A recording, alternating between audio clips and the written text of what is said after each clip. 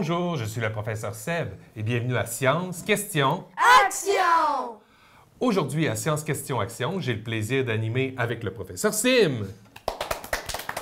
Bonjour, professeur Sim. Bonjour, professeur Seb. Comment ça va? Bien, et vous? Ah, très bien, merci. Professeur Sim, de quoi parle-t-on aujourd'hui à Science Question Action? On va parler d'effet de serre On parle de l'effet de serre avec qui? avec Audrey Chassé, Rosalie Lamontagne, Jacob Dugas et Sylvestre Roy. Alors, bonjour les amis. Les amis, quand on parle d'un sujet scientifique, habituellement en science, qu'est-ce qu'on fait? C'est qu'on pose une hypothèse. Mais, professeur Sim, c'est quoi une hypothèse? C'est une opinion sur la question qu'on va vous poser. Alors, les amis, on va vous poser une question. On va vous laisser 30 secondes pour réfléchir à deux et vous allez, un dans chaque équipe, nous dire votre hypothèse. Alors, la question qu'on vous pose aujourd'hui, c'est qu'est-ce que l'effet de serre?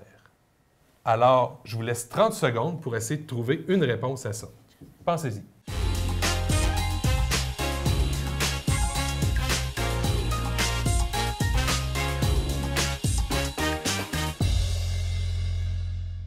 Alors, on va commencer du côté des mademoiselles. Oh mon Dieu, ça n'a pas l'air facile. Avez-vous une idée qu'est-ce que l'effet de serre? Ben non, c'est pas vraiment c'est quoi. Mais j'en ai jamais vraiment entendu parler. Tu n'as jamais entendu parler d'effet de serre, ni de gaz à effet de serre? Non. Non? On y va de l'autre côté. Moi, j'ai déjà entendu parler de ça, puis j'ai entendu que ça fait grossir des trucs comme ça, là. Gonfler. Gonfler des choses? Ouais. Parfait. Alors, je sens qu'on va avoir beaucoup de choses à apprendre aujourd'hui. Et avant d'apprendre ces choses-là, professeur Sim, qu'est-ce qu'on va faire? On va voir une capsule du professeur Cassaroche. Allons-y.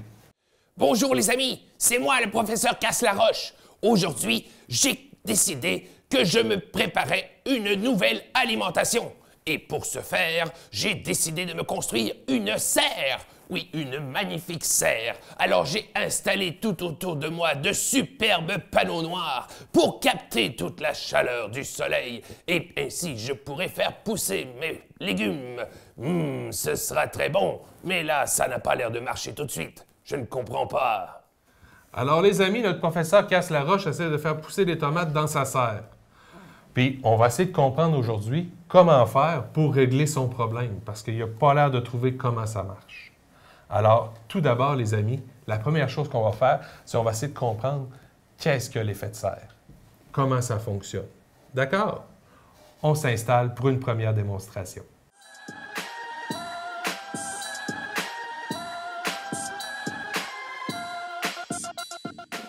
Alors, les amis, on a installé dans un Erlenmeyer ici et dans un bécher 150 ml d'eau, la même quantité d'eau, qu'on a installé sur des planches chauffantes qui chauffent autant l'une que l'autre.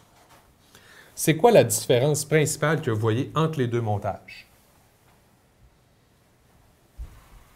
Jacob? C'est parce que lui, il tient avec le bouchon, puis lui, non. Lui, un bouchon, lui, non. Pensez-vous que ça va faire une différence sur la température? Non. Oui, je Oui. pense que oui, parce que, ben, je sais pas comment ça s'appelle, ben, ça peut pas sortir, ça peut sortir. Ici, la chaleur peut sortir, C'est ça la chaleur. puis ici, la chaleur, elle reste emprisonnée à l'intérieur du verre. C'est ça ton hypothèse? Non. Oui. Bien, on va demander à professeur Sim de me lire la température de ce côté-ci. Ben, environ 26 degrés. Et de ce côté-ci, je suis environ à 24. Pourtant, on a mis de l'eau à la même température. De ce côté-là, la température augmente plus rapidement. Vous avez peut-être déjà entendu vos parents, quand ils s'ostinent entre eux autres pendant qu'ils font à manger, là, dire « Oh, t'as pas mis le couvercle sur le chaudron, là! OK? Ça chauffera pas vite, l'eau! » Avez-vous déjà entendu ça? Oui. Oui. Ah, moi, je l'ai déjà entendu à la maison. D'accord? Mais ça, qu'est-ce que ça veut dire? Ça veut dire que quand on met un couvercle, ici, on a mis un bouchon, la chaleur est emprisonnée, donc ça se réchauffe plus vite. Il y a moins de perte de chaleur avec l'air ambiant. Bien, ça, c'est la base de l'effet de serre. C'est emprisonner la chaleur pour pas que la chaleur s'échappe. Et savez-vous que c'est très important et que sans effet de serre, il n'y aurait pas de vie sur la planète? Oui. On va essayer de comprendre pourquoi. On ramasse ça.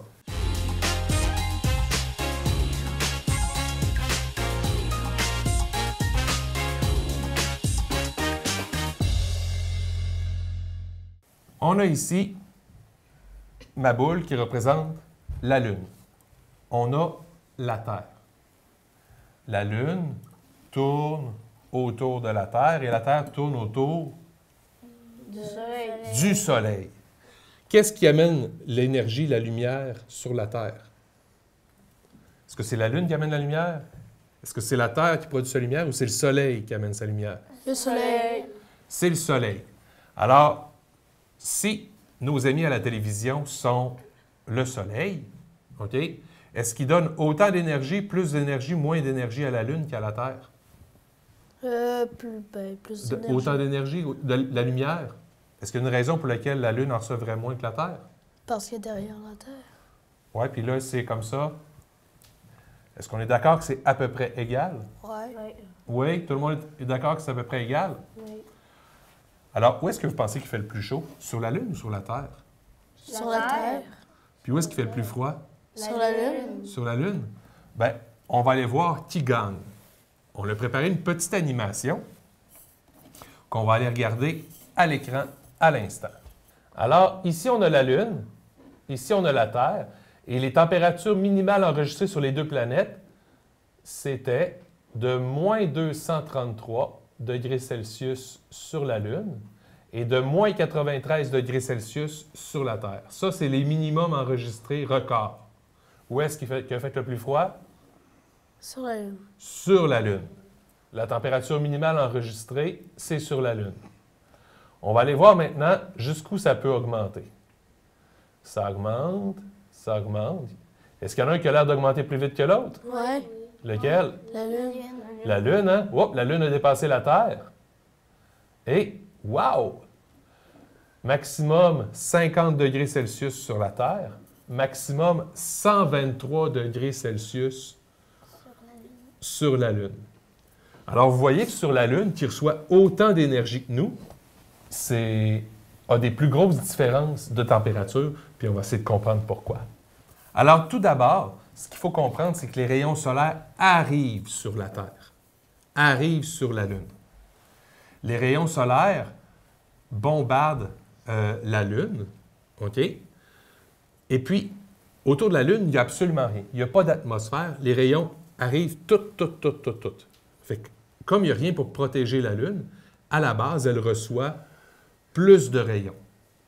Mais, quand elle arrête de recevoir des rayons, comme quand elle est dans l'ombre, qu'est-ce qui se passe avec la chaleur?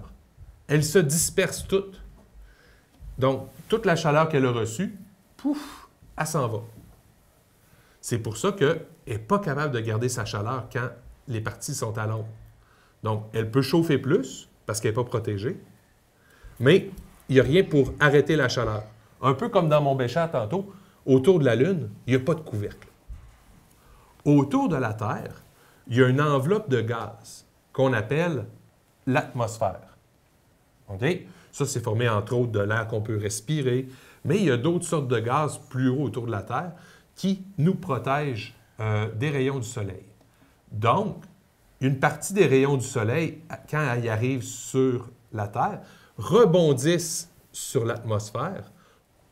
Ça nous protège, donc il y a moins de rayons solaires qui vont pouvoir nous atteindre. À l'inverse, les rayons solaires qui se rendent au sol, quand vient le temps de rebondir, eh bien, ils sont arrêtés par l'atmosphère et reviennent sur le sol. C'est pour ça qu'il y a moins de grosses différences. Puis c'est pour ça qu'il ne fait pas des affaires comme 40 degrés le jour puis moins 40 degrés la nuit. Parce que dans l'atmosphère, la chaleur peut rester. OK? Elle ne s'en va pas toute. On garde notre chaleur. Ça s'appelle l'effet de serre. D'accord? Donc, c'est l'atmosphère qui est autour de la planète qui nous protège, qui empêche la chaleur de sortir. Maintenant, est-ce que vous pensez, les amis, que c'est tous les gaz qui peuvent faire ça? Non. Non. c'est 3 gaz en particulier qui peuvent faire... 4 gaz en particulier qui peuvent faire ça. D'accord? Mais principalement, on a la vapeur d'eau, du H2O. On a le CO2. Du carbone. On a le méthane, le CH4. Et on a le dioxyde d'azote, le N2O. Ça, c'est les 4 gaz à effet de serre principaux qu'on retrouve dans l'atmosphère. Maintenant, la vapeur d'eau. Pensez-vous qu'il y en a beaucoup dans l'atmosphère? Où est-ce qu'on peut trouver de la vapeur d'eau? Dans les nuages. Dans les nuages, hein, oui. Il y a de l'évaporation, donc il y a de la vapeur d'eau dans l'atmosphère. Donc ça contribue à faire de l'effet de serre autour de la Terre. Le gaz carbonique, lui, le CO2, est-ce que vous savez d'où est-ce qu'il vient? Oh, je sens que... Ah oui, quand on inspire, c'est de l'air, puis quand on expire, on rejette du gaz carbonique. On rejette entre autres du gaz carbonique quand on respire, mais il y avait d'autres choses aussi qui émettaient du gaz carbonique. Je crois que Sylvestre a une idée. Les arbres. Les arbres, eux autres, prennent le CO2 pour le transformer en oxygène. Mais tout ce qui brûle, peut-être que si tu as écouté l'émission sur le feu l'année passée, tu as vu que quand on faisait brûler un carburant, ça prenait de l'oxygène puis un carburant, puis qu'est-ce qui se dégageait? C'était du gaz carbonique, du CO2 et de la vapeur d'eau. Comme 2 gaz à effet de serre qui... Donc, tout ce qui brûle. Mais est-ce qu'il y en a plein des choses qui brûlent autour de nous? Oui. Oui. Comme dans quoi? Est-ce que tu as une idée, toi, Audrey-Anne? Qu'est-ce qui brûle? Qu'est-ce qui brûle? Il y a du feu. Il y a le feu. Ensuite, Il y a du bois. le bois, Il y a combustible. qui est un combustible. Ensuite, dans nos autos, qu'est-ce qu'on met? Ben, de Du l'essence. On met de l'essence, hein, puis ça fait des explosions. Puis ces explosions-là, dans le fond, c'est une combustion. On appelle ça d'ailleurs des moteurs à combustion. On va en parler plus tard cette saison-ci, des moteurs. On va pouvoir mieux comprendre ça. Donc, la combustion, toutes les combustions, que ce soit les grosses usines qui font brûler des choses, OK, ça dégage des gaz à effet de serre. Il y a notre respiration. Il y a aussi le méthane, le CH4. Le méthane, ça, principalement, ça vient de la digestion des gros animaux de ferme, comme des vaches, des bovins, des bœufs, des porcs. Donc, eux autres, leurs excréments, puis dans leur digestion, ils rejettent du méthane. Et ça, c'est un gaz à effet de serre, OK, qui est 20 fois plus puissant que le gaz carbonique. Donc, quand il est en présence, il capte la chaleur de façon plus importante. Donc, ces gaz à effet de serre-là, on en produit. Tantôt, j'ai dit que sans effet de serre, il n'y aurait pas de vie sur la Terre. Êtes-vous d'accord? Oui. Vous avez vu les températures sur la Lune? Pensez-vous qu'on pourrait très bien vivre à moins 233 degrés Celsius? Non. Non, hein? On serait tous morts. OK? Puis à 123 degrés Celsius, La même affaire. Trop chaud. hein? Ça serait trop chaud, hein? Il y a des bonnes chances qu'on soit en train de cuire. Hein? On pourrait manger des côtelettes de Rosalie pour souper. Si on n'a pas cuit, nous autres aussi, avant de les manger. Donc, c'est peut-être pas une bonne idée d'aller vivre en permanence sur la Lune. Notre atmosphère nous protège, OK, en gardant une température moyenne autour de la Terre d'environ 15 degrés Celsius. OK? Ça, c'est quand on regarde les maximums, les minimums. Évidemment, il y a des endroits qui fait plus chaud, comme autour de l'équateur, et des endroits qui fait plus froid, comme autour des pôles.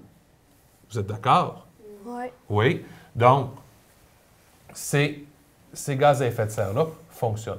Et on va en faire la preuve. D'accord? On s'installe.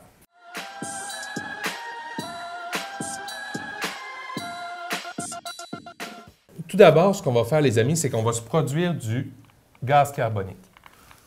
Pour faire ça, OK, ce qu'il faut comprendre, c'est que si on soufflait dans une balloune pour la gonfler, ce qu'on expire, c'est à peu près 4 de gaz carbonique, ce qui n'est pas nécessairement beaucoup.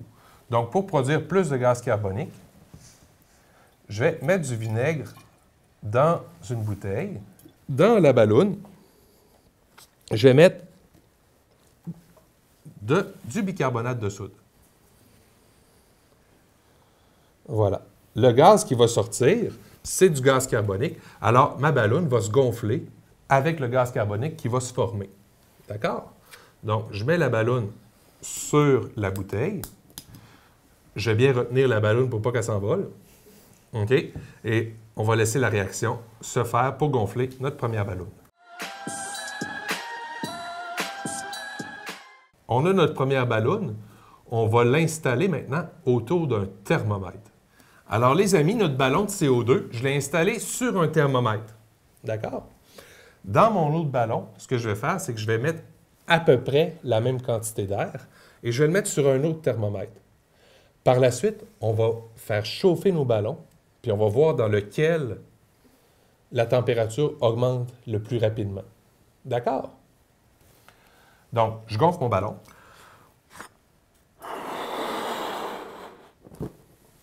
Un peu trop gros. Un peu trop gros. Correct. Je vais sûrement perdre de l'air pendant mon montage. On se réinstalle, ça va me prendre un autre fil. Donc, maintenant qu'on est installé, on a un thermomètre qui a du CO2, puis un que c'est juste l'air que j'ai expiré. Il y a un petit peu de CO2 dedans, mais beaucoup moins que dans l'autre. Donc, je vais demander à Sylvestre de nous allumer le soleil. Attention, coup de soleil, tout le monde. Alors, ça nous éclaire beaucoup et ça produit, je vous le confirme, beaucoup de chaleur. Mais là, on regarde dans nos thermomètres. Où est-ce qu'on en est rendu? Donc, moi, de mon côté, ici, j'en suis à 24. Moi, à 26. À 26. Ce qu'il faut comprendre, c'est que j'ai soufflé de l'air dans le ballon et l'air que j'ai mis dedans était plus chaude que le gaz carbonique qu'on a produit à l'origine. Par contre, vous êtes rendu à quoi, professeur Sim? 26, presque 27. 26, presque 27. Moi, je suis rendu à 25, presque 26. Donc, on accélère toujours. On est quasiment en train de se rattraper. Donc, qu'est-ce qui se passe là-dedans? C'est qu'il y a du gaz carbonique et le gaz carbonique est un gaz à effet de serre. Donc, il favorise l'effet de serre à l'intérieur du ballon. Ce qui fait que, progressivement, notre ballon de CO2 devrait devenir plus chaud que notre ballon avec de l'air ambiant. Est-ce qu'on approche du 30 degrés de ton côté, Sim? 28. 28. Je suis à 28, moi aussi. Ah, Vous voyez? 29. 29. Donc, celui au CO2, qui était plus froid au départ, a quasiment rattrapé celui de l'air ambiant. Puis dans les autres fois que j'ai testé cette expérience-là, je vous le dis, les amis, là, c'est à partir de 30-31 degrés que là, lui se met à gagner. D'accord? Donc, je vous vole le punch. Je suis pas fin, hein? Je vous ai dit la fin de la course en partant. Hé, je te dis, ça, c'est méchant.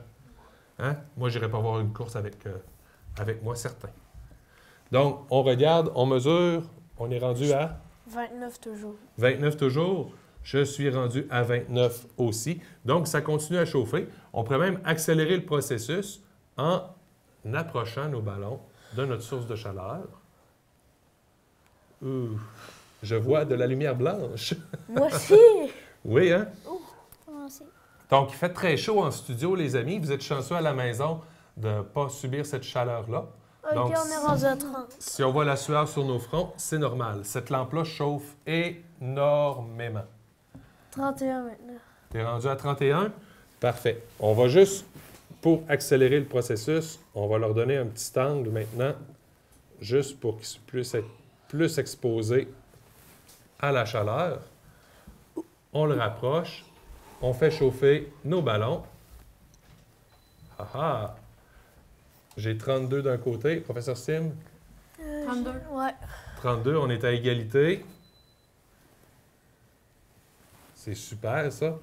Donc, on va laisser chauffer ça un petit peu, puis on va revenir tout de suite après. Professeur Sim, est-ce que tu es capable d'apercevoir à combien tu es? Ah, j'étais à 36 et demi. Et peux-tu voir de mon côté, on est à quoi? 40. 40. Alors, vous voyez, le gaz carbonique a gagné la course finalement. Donc, on a qu'au niveau du gaz carbonique, sa chaleur augmente plus. Là, on va fermer notre soleil. Là, on va faire Ah! Ah! On est bien, on se rafraîchit un petit peu, puis on vous revient tout de suite. Alors, ce qu'on vient de voir dans notre expérience, c'est que le CO2, un des gaz à effet de serre, fait augmenter la chaleur. OK? Permet de mieux conserver la chaleur dans son environnement, donc sur notre planète. Mais qu'est-ce qui se passe depuis environ 150 ans sur la planète?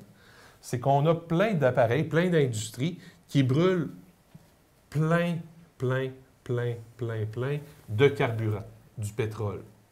Et le pétrole, c'est un carburant, puis on a vu tantôt, on a parlé aussi dans l'émission Sur le feu, tout ce qui possède, entre autres, du carbone, beaucoup, OK, comme le carburant, peut brûler, et en brûlant, ça émet plus de CO2. Le CO2, il y a des arbres, des animaux, il y a des arbres, des plantes qui captent le CO2, qui le transforment en oxygène. Qu'est-ce qui est arrivé aussi? C'est qu'on a coupé beaucoup de végétation, beaucoup de forêts, pour faire des champs, OK?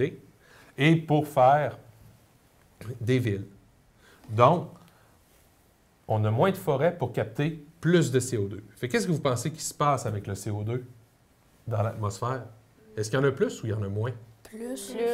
Il y en a plus et il y en a de plus en plus. Et s'il y a de plus en plus de CO2, on l'a vu dans nos ballons, quand il y a plus de CO2, qu'est-ce qui se passe? La température augmente? Oui, plus vite. Augmente plus vite. Donc, on est en train de se retrouver avec un problème qu'on appelle le problème de réchauffement climatique, OK, qui est dû en partie à l'augmentation du CO2 dans l'atmosphère. Et de façon plus générale, qui est dû à l'augmentation de tous les gaz à effet de serre qu'on émet dans l'atmosphère. Puis, ces gaz à effet de serre-là, ben, on ne les émet pas naturellement, on les émet artificiellement, dans le fond, à cause de nos technologies qui fonctionnent avec le carburant, comme les voitures à essence, les gros camions, les industries, des endroits qui font de l'électricité avec du charbon. Nous, on est chanceux, on a des barrages qui ne dégagent pas de gaz à effet de serre, mais il y a des endroits qui font de l'électricité avec du charbon, en faisant brûler un combustible qui fait chauffer de l'eau, qui fait tourner des turbines. OK? Donc, pour produire toute cette énergie-là qu'on utilise à tous les jours, bien, il y a de plus en plus de gaz à effet de serre qui sont émis dans l'atmosphère. Donc, quelque part, là, il faut faire attention parce que si ça continue comme ça, bien, la température sur Terre va se mettre à augmenter. Puis, qu'est-ce qui va arriver si la température sur Terre augmente trop?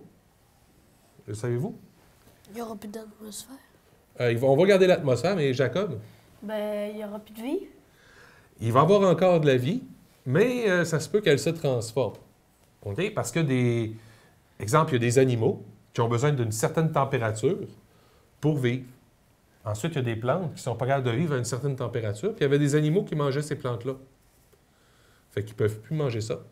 Puis il y a des bactéries que plus c'est chaud, plus ça se développe. Donc, on peut voir apparaître des maladies différentes, apparaître à des endroits où ça n'existait pas avant. Savez-vous, la planète se réchauffe tranquillement. Et chez les peuples inuits, ils ont vu des petits oiseaux mouches, des colibris. Avez-vous déjà vu ça, un colibri? Oui. Les petits oiseaux qui bougent vite. Et eux autres, dans leur langue, en Inuktitut, il n'y avait aucun mot pour nommer le colibri. Mais ils ont vu des colibris. Fait qu'eux autres, là, ils ont vu ce nouvel oiseau-là. Et dans leur langue, il n'y avait aucun mot pour le nommer. Puis là, maintenant, des fois, ça arrive qu'ils voient des colibris dans leur secteur. Fait que tu as des colibris, à cause des réchauffements climatiques, qui vont très, très loin dans le nord, alors qu'avant, ils n'y allaient pas. Vous allez dire, ils sont chanceux, les Inuits, maintenant, ils voient des colibris. Sauf qu'il y a d'autres problèmes qui peuvent faire que c'est problématique, l'augmentation des gaz à effet de serre, parce que là, il y a des animaux qui ne peuvent plus vivre comme ils vivaient avant. Et puis, ça augmente les quantités de possibilités de tempêtes, d'ouragans, et tous des phénomènes météo qu'on n'avait pas auparavant, qu'on a maintenant. Puis ça peut aussi faire fondre la glace autour des pôles. puis il augmente la fonte de la glace, bien, qu'est-ce que ça va faire s'il y a plus de glace qui fond? Puis qui se rend dans la mer? Ben, plus d'eau. Plus d'eau. Fait que ceux qui restent proches de l'eau, qu'est-ce qui va se passer avec leur maison? Ils vont être inondés. Ils vont être inondés. Donc, ça aussi, c'est un autre problème qui sont causés par l'augmentation des gaz à effet de serre. Donc, il faut faire très attention à ça. C'est bon? Donc, des fois, des décisions simples comme arrêter les voitures quand on attend au coin de la rue pour ne pas la faire rouler trop longtemps. Ou des choses comme ça qu'on peut faire pour réduire les gaz à effet de serre. Donc, il y a plein de petits gestes comme ça qu'on peut faire. Fait que n'hésitez pas à en parler à vos parents. Donc, on a appris plein de choses aujourd'hui sur l'effet de serre. J'espère que vous comprenez mieux. Puis c'est ce qu'on va vérifier avec nos questions. Prêt, professeur Sim? Oui. On y va avec les questions. Alors, professeur Sim, on commence par qui pour les questions? On va commencer avec Rosalie. Nomme une conséquence possible du changement climatique. Les inondations. Oui, hein, les inondations parce que la glace fond. Ensuite, à Sylvestre, est-ce qu'il pourrait avoir de la vie sans effet de serre? Non. Non, sans effet de terre non plus. C'est quoi l'effet de terre, professeur Sim? Je sais pas. On y va avec? Audrey-Anne, pourquoi sur la Lune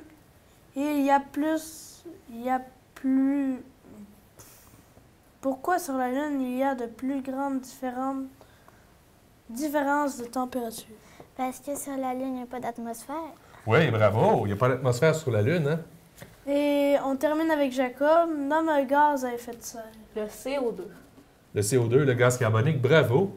Alors, les amis, merci d'avoir été là. Merci à toi à la maison de nous avoir écoutés. Puis on se revoit la semaine prochaine pour un autre Science Question. Action! Alors, professeur Seb, de quoi parle-t-on la semaine prochaine? On parle de digestion, professeur Sim. Faut pas manquer ça. Non?